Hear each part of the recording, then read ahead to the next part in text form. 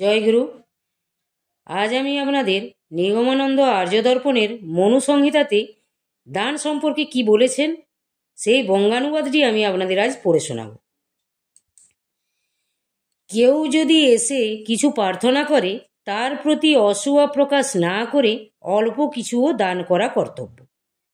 কারণ প্রার্থনাকারীদের মধ্যে হয়তো এমন কোনো যথার্থ দানপাত্র থাকতে পারেন যিনি দাতার কাছ থেকে দান গ্রহণ করে দাতাকে সকল প্রকার পাপ থেকে নিস্তার করবেন। যে লোক জল দান করেন তিনি তৃপ্তি সুখ লাভ করেন, অর্থাৎ ক্ষুধা তৃষ্ণার দ্বারা পীড়িত হন না। যিনি অন্ন দান করেন তিনি অক্ষয় অর্থাৎ সমস্ত জীবনব্যাপী সুখ লাভ করেন। তিল দানকারী ব্যক্তি মনোমত সন্তান সন্ততি লাভ করেন এবং দীপদানকারী নির্দোষ চোখ অর্থাৎ দৃষ্টিশক্তি লাভ করেন। ভূমি দান করলে ভূসম্পত্তির আধিপত্য লাভ হয়। স্বর্ণ দান করলে দীর্ঘজীবন লাভ হয়। বাড়ি দান করলে শ্রেষ্ঠ বাড়ি এবং রূপা দান করলে সকল জনের নয়ন মনোহর রূপ লাভ হয়। বস্ত্রদানকারী চন্দ্র সদৃশ প্রিয় দর্শন হয়ে চন্দ্রলোকে বাস করেন।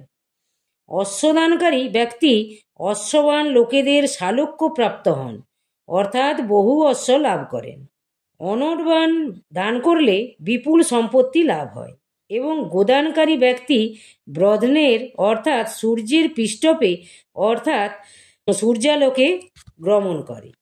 যে ব্যক্তি রথ প্রভৃতি যান ও শয্যা দান করেন তিনি উত্তম স্ত্রী লাভ করেন।